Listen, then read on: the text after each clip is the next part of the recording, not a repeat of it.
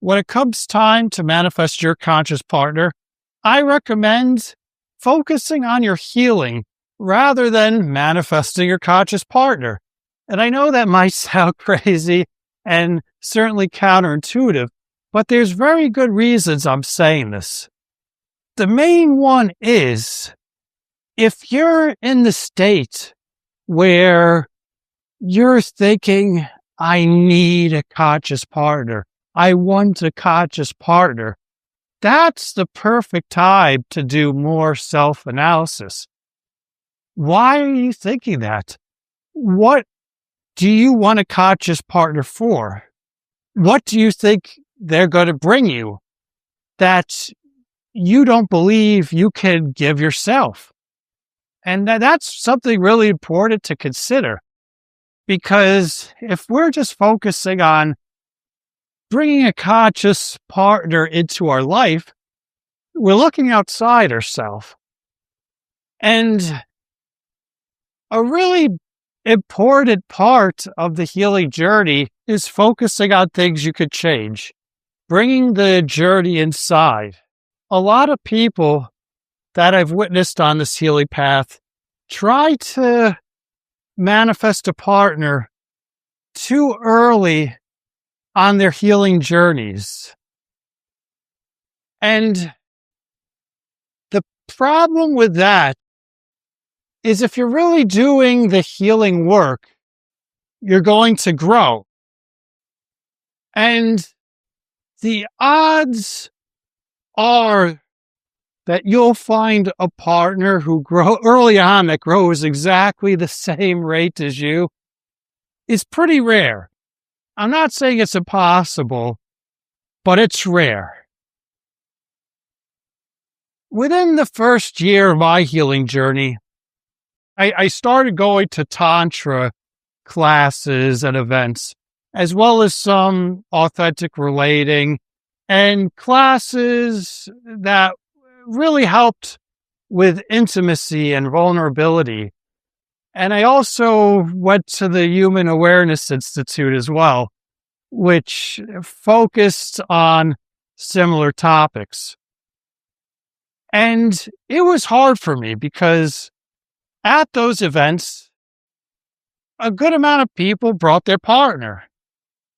And there I was alone.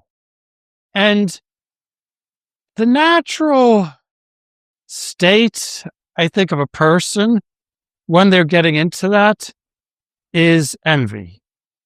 That's how the unhealed or unconscious person would view that. And admittedly, when I was still new on my healing journey, feelings of loneliness and isolation did come up when I saw that. Oh, it'd be so nice to have a partner to share this new me with, and we could grow together and go deeper in this work than you can when you don't have an intimate partner. But what I came to realize after, because I was observing the work and how it helped other people or affected other people, I would notice about myself and my rate of growth that if I had a partner during a lot of those early classes, chances are I would have outgrown them. I'm not saying definitely, but I outgrew a lot of people in that phase of my healing journey, and a lot of people do. It's a tough situation because it could happen at multiple times throughout the path, which I'll get into at a different point. But especially those people you meet in your early part of your healing journey and spiritual awakening, they tend not to stay. And there could always be a couple or a few, but the vast majority you outgrow. If I was in a relationship back then, conscious or otherwise, odds are I would have outgrown my partner. And I don't say that in an egotistical sense, but because I was so tired of feeling how I did and didn't like who I became, I dove into the healing work. I was doing a lot in a short amount of time. And the more I learned, the more I realized I had to learn. And like I said, realistically, not many people could keep up with that pace I was on. And this is coming from my observation now of seeing so many people get called to this work, and most go on a much slower pace, which is okay. We're all at our own rate. We all have our own journey, our own path, different things we need to heal. And that's absolutely fine. But on the other hand, no one should hold up anyone else's healing journey. I had set my goal. I didn't even know what the end was, but I wanted to become better and feel better.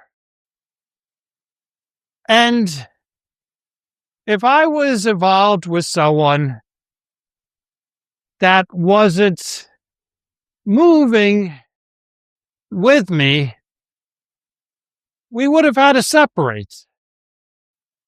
And that could be hard.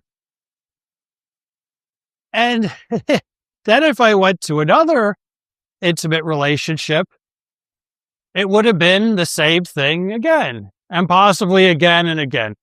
Rinse and repeat. But because I was single, I was able to dive as deep as I wanted to, as fast as I wanted to. There was nothing holding me back. I'm not saying a partner is going to automatically hold you back, or anyone else in your life, but they can. They certainly can. And being free will really let you hit your stride and go at the pace that is right for you. If you have to answer to or for someone else, it can weigh you down. And the beginning stages of anyone's healing journey are hard enough. So if you can have one less thing to worry about, that's a good thing. And taking care of yourself and looking after yourself can be hard enough. It's a crazy world right now. And also, a lot of us that are doing this, we tend to be people pleasers. Former people pleasers for me. But our background, a lot have that people pleaser mentality. When you're single, you can be selfish. Later on, you can find a better balance. And then I'm talking about the early stages. It's actually good to be selfish for your own healing. I'm not saying how you interact with people outside of that or anything, of course. But early on, it's good to focus back on you. Putting the focus back on you. After tending to others for so long, it's a start to return home and face the things that you've been neglecting. And that ties in with what I said earlier, how you can focus on the things that you aren't giving yourself. A lot of people have this fantasy about what being in a relationship will bring them. And it's not necessarily their fault, because we've been bombarded with Disney movies as a kid, and even regular movies, rom-coms, and things like that. Our popular music is also unrealistic and a bad portrayal about what a healthy relationship is. In fact, they're either fantasy or an unhealthy relationship, which is dangerous because they can make it sound so enticing. But once you heal, you realize it sounds awful. Especially when you learn about codependency and trauma bonding and things like that, which I'm sure will be topics I'll talk about at another point. But if you haven't ever learned what a healthy relationship is, you have to.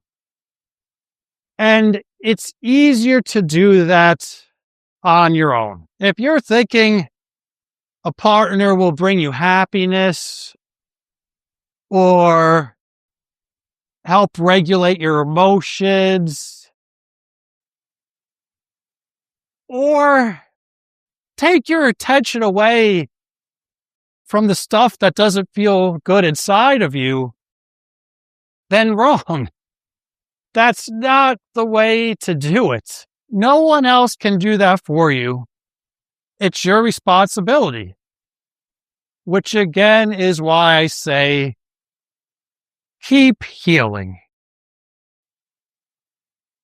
Also, as you heal, your standards will change and your standards will increase.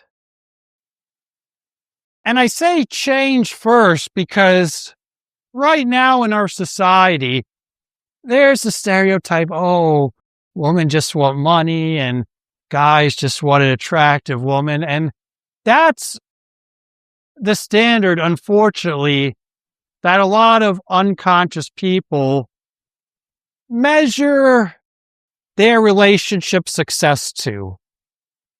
If a woman begs a rich husband and goes on a lot of vacations or has a big house and posts about it, people will congratulate them. Oh, wow, you both are so lucky. You both have such a beautiful relationship. Realistically, they have no idea what's going on behind the scenes. And vice versa. If a guy is dating a really attractive woman, there'll be a lot of comments either online or even in private. Just, wow, he's so lucky, or you're so lucky. I wish I was him, or I wish I had that. Again, that's such a small part of the picture. When you heal, you'll start to value different things. I found most of all peace. If I can't have peace, no other characteristics matter. If there's a beautiful woman, but she's a narcissist, not worth it for me. Not worth it. I'd say not worth it for anyone, but I'll speak from my personal experience. I really believe we're here for a purpose. And they could be different purposes for all of us. And it's not just to be in a jealousy-inducing relationship. You should be focusing on that anyways. If that's what you think is important, again, it's time to do some reflection. I list the value change before increasing values because, as mentioned, it's not going to be, oh, I want an even more attractive partner or a richer partner or anything superficial or materialistic. Your values become deeper. You crave something more, something that goes beyond the physical appearance of people or even this physical world. And that segues into the increasing values because your standards are going to become higher. And again, not in a superficial way, you're going to become more protective of yourself, of your energy. You're not just going to let anyone into your main inner circle. Your self-worth will increase. Your self-respect will increase. And people are going to have to prove themselves. You're not going to just rush into something. You know, at this point, that true love happens over time. And love bombing will actually seem very repelling to you. It's unattractive. Where to the unhealed person, they'll consider love bombing, oh, wow, someone really sees me for who I am. But a healed person doesn't need anyone else. And that's one of the most attractive and magnetic qualities you can have. It's why those individuals who are like, oh, I'm manifesting a partner, I want a partner. It's like, you're like, no, it's kind of needy and a little bit scary. It's like, why do you want a partner? Why do you need a partner so bad? But if there's someone who's good on their own, they enjoy their company, they're full of self-love, that is really attractive. That draws people in, and they might not even know why. And that's what healing does for you, is you stop needing other people. You really value your alone time. You're amazing by yourself. You can have self-care days by your lonesome and enjoy it. Treat yourself to the things you like. Do the things you want to do. And it doesn't feel lonely. Being by yourself doesn't necessarily have to feel lonely. I believe it was Robin Williams who said the most lonely thing is being in a bad relationship. And I paraphrase, I forget the exact quote, where being single can actually be very rewarding. You can make so much more progress and have so much more self-fulfillment being single than you can in a lackluster or toxic relationship, for sure, which will basically have you being stuck. It might seem ironic, but not wanting or needing anyone else will actually bring more people to you, more options to possibly consider as a conscious partner. And you'll be drawing in better quality people, whether you want to date them or not. I'm just talking about in general. That's when you'll be in a great position to possibly get into what a real healthy relationship is, or a real conscious relationship is. And that's one person who's great on their own, and another person who's great and happy on their own get together and can help each other reach their goals and point out any blind spots the other might have. They can help each other's growth, give real, genuine feedback to each other so they can both rise up and reach their purposes faster, because we don't have to do this all alone. There are some things we certainly have to do by ourselves, and we can only do for ourselves. But there are times we can use help, whether that's with a partner or friend or teacher.